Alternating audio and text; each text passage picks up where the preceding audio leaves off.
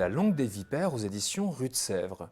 C'est vraiment une autrice complète, hein, Juliette Brocal, passionnée d'histoire, de littérature romantique, de costumes de la Renaissance, qui signe ce scénario, le dessin, la mise en couleur. C'est une première BD qui Ouais. fait 250, 300 C'est pages, ça. je ne sais plus, hein, un gros bébé. Ouais. Et un univers très surprenant. Ouais. On est dans une espèce de renaissance, mais alternative, c'est-à-dire que il y a une langue magique. Tout tourne autour de ça, en fait, de cette langue un peu magique et tout. On est quand même dans une abbaye, il y a un caractère religieux très fort, enfin voilà, abbaye de la Renaissance. Cette langue magique permet de faire de la divination et de savoir ce qui va se passer.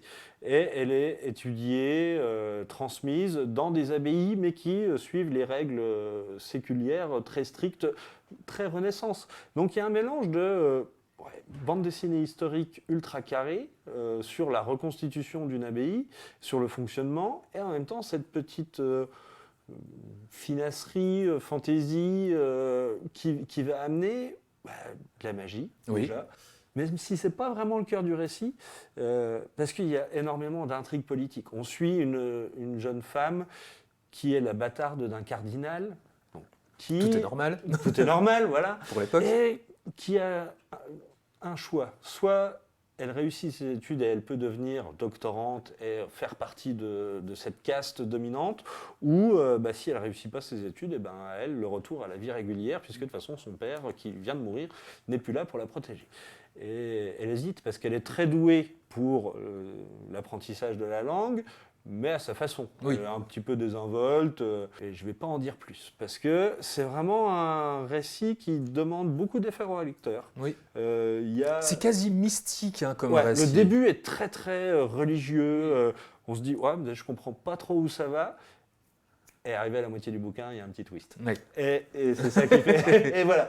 Mais c'est ça qui est intéressant, c'est que ça prend son temps pour poser l'univers qui est franchement ultra crédible. Ça se passe, comme tu le disais, dans une abbaye, mais on est vraiment dans une abbaye en bord de Méditerranée, clairement, parce qu'il y a des rapports avec les principautés, on sent l'influence des cités libres, genre Florence, tout ça. Voilà, il y a vraiment une réinterprétation de la Renaissance que je trouve originale. Et puis le dessin est ultra élégant. Ah ouais. C'est vraiment plein de vie. Il est superbe ce dessin. Il réinvente brillamment un Moyen-Âge imaginaire comme ça, que met en place Juliette Brocal, dont la religion est quand même prédominante. Mais la religion qui tient plus de la science occulte. C'est ça, c'est un album surprenant. Parce que ça va jamais là où on s'attend que ça aille. Et c'est ça qui est intéressant dans la lecture. Moi, j'ai été décontenancé, je m'attendais à un truc, je ne l'ai pas eu, mais finalement, ce que j'ai eu est bien. Et puis, hop, ça m'emmène encore dans un...